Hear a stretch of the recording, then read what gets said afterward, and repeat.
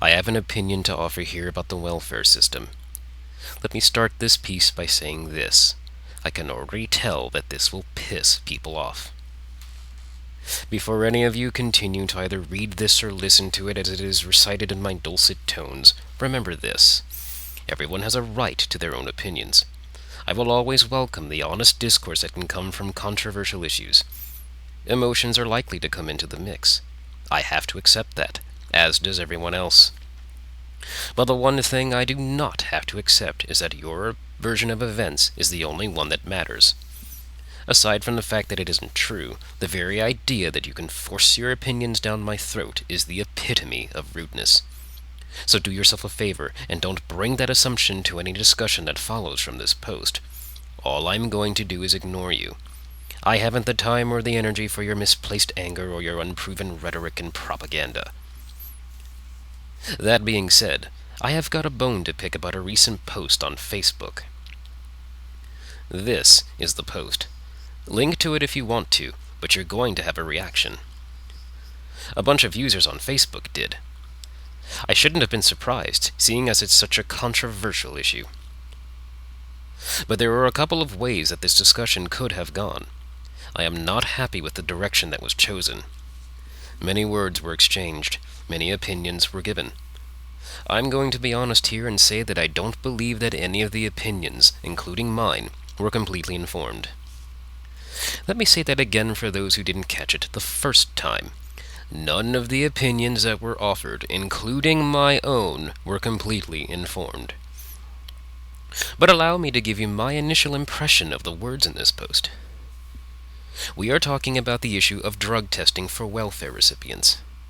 The idea now exists that welfare recipients will need to be tested for the use of illegal substances in order to receive government assistance.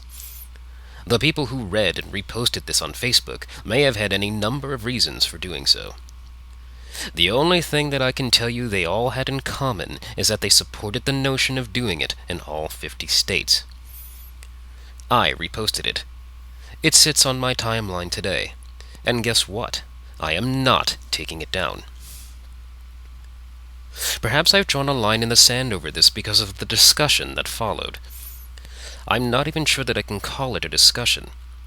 I'm not going to say that the things that I expressed as part of the plethora of commentary were based on more than raw emotion and experience.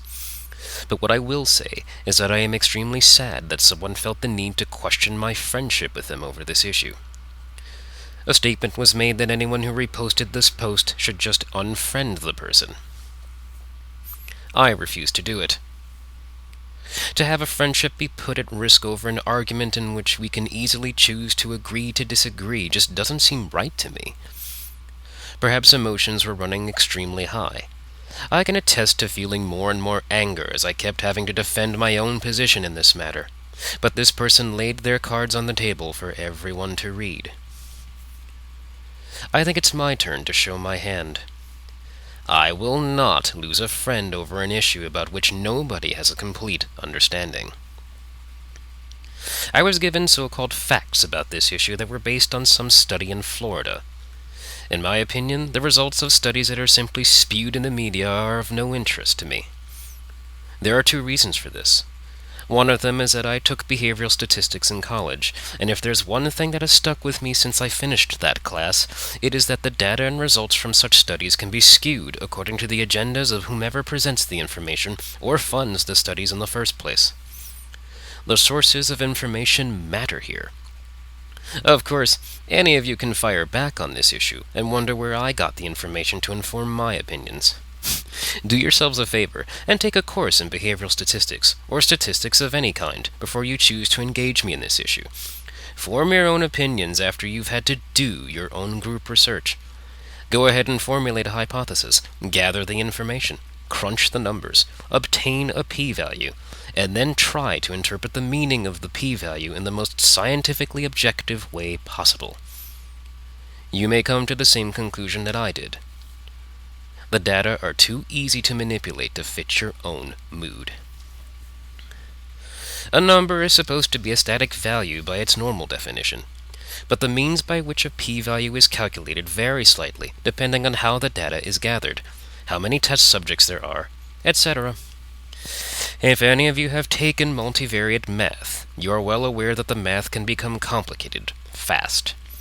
The more variables need to be accounted for in an experiment, the more complex the methods for gathering the data become. Results need to be interpreted in as objective a way as possible. But here's the catch. Even after you gather the data, crunch the numbers, and try to present your case, you've got to remember who funded the study, don't you? Drug companies are notorious for making sure that the results of their studies are presented as though they are irrefutable proof of success. As far as I know, the only way to ensure that the results of an experiment are sound is repetition. Simply put, the same exact experiment must be performed by different scientists who are exploring the same hypothesis. Now, knowing the variability of the human condition, how easy do you all believe this is? Forgive me, therefore, if I scoff at the notion that your certainty about the national effectiveness of such a policy can come from a single study from a single state.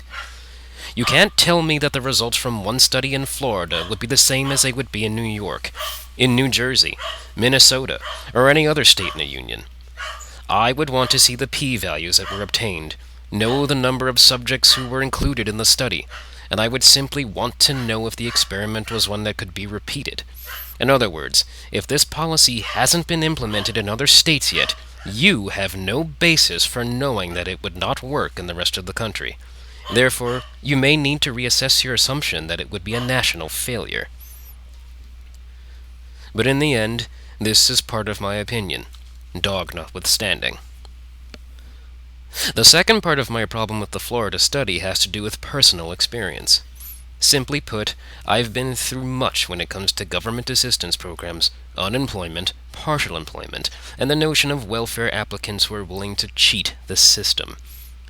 For those of you who mentioned it, you may be absolutely right to believe the government has wasted far too much money, and that fat cat corporate asshats have abused the system to the tune of billions more dollars. What they've done is so far beyond my scope of experience that I can't even begin to fathom the ass-beating that I would give one of them if they were to show their snotty little faces in my direction. But that will never happen, folks.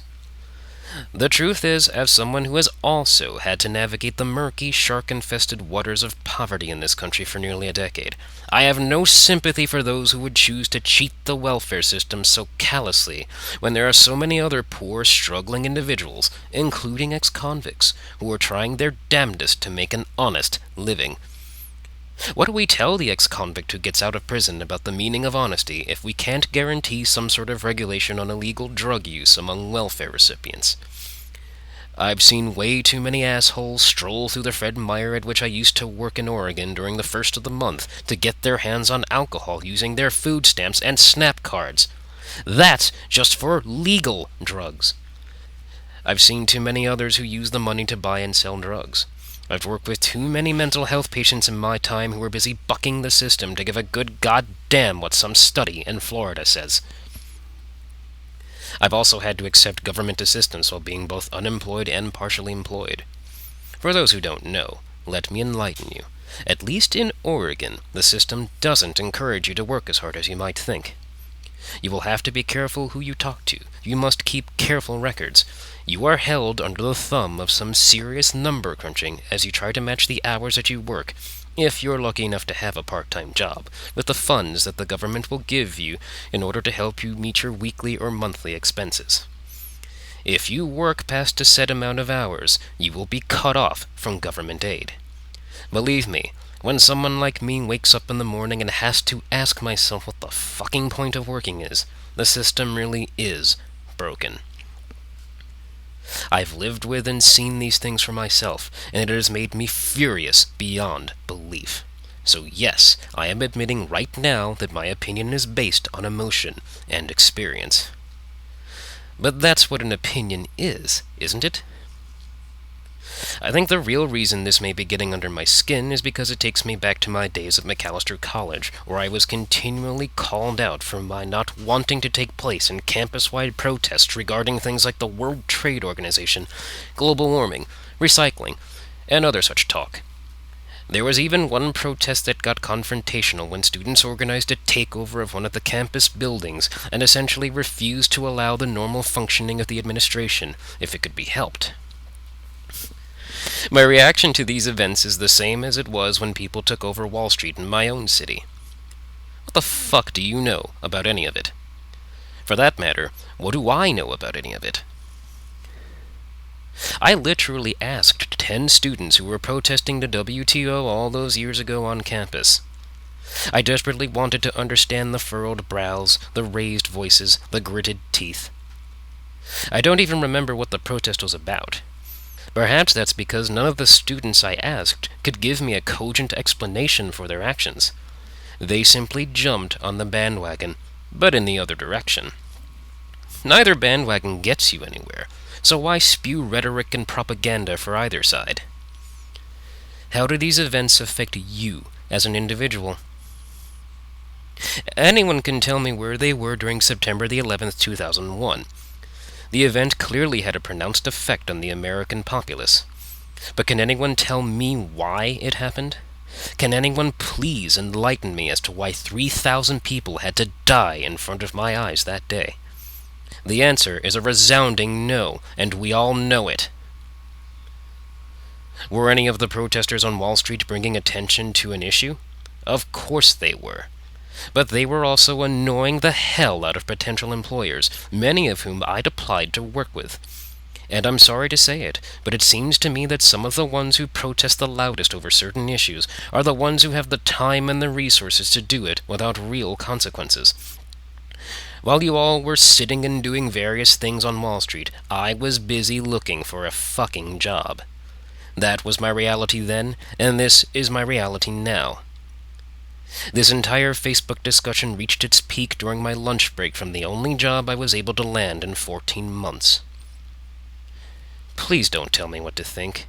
You will not like my response.